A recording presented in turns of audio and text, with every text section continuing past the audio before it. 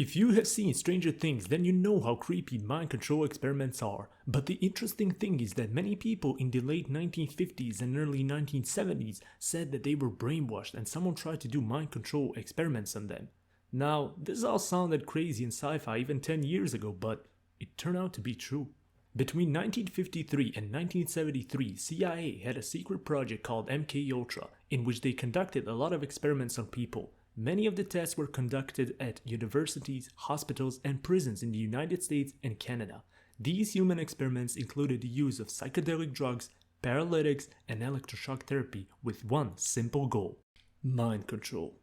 The original goal of this mind control was to use it against the enemies and, in that time, the Soviets. But by doing that, the CIA worked against the Nuremberg Code, which prevents experimentations on subjects without their consent. And the funny thing is, the Nuremberg Code was created by the court of US.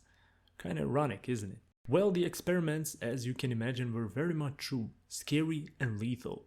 It is estimated that those experiments were done on more than 1,000 subjects and in most cases without their knowledge. Sidney Gottlieb headed MKUltra. According to a journalist who wrote about Gottlieb, this is what MKUltra was, and I quote, "Gottlieb wanted to create a way to seize control of people's minds, and he realized it was a two-part process. First, you had to blast away the existing mind. Second, you had to find a way to insert a new mind into the resulting void."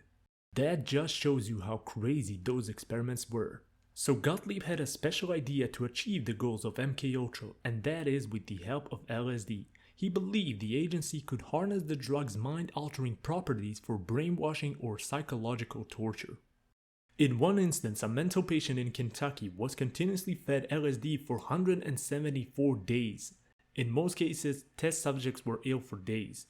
Everything didn't just end there. A lot of subjects were forced to take drugs that were never before used, so MKUltra was not only a test to see if mind control is possible, but also as a way to test new drugs on people. There was also a mention of surgical procedures. To be more precise, lobotomy. But we do not have enough documents which further explain the goals of these specific procedures. After many experiments and increased use of other psychedelic drugs, the project was eventually shut down because they simply couldn't find a way to control human minds, so all the experiments were for nothing. Or were they? Well, the truth is you will never know, because by the time this was all uncovered, most of the documents about MKUltra were destroyed, and a lot of people were unfortunately never okay and normal after those experiments. So thanks to all of these experiments, CIA is basically responsible for bringing LSD to USA. Some people today think that MKUltra never actually ended, but it just changed name and is now updated, and that the government is using subliminal messages on TV or music to promote certain things or make the audience more susceptible to the propaganda. And I'm sure that is fake. What do you think?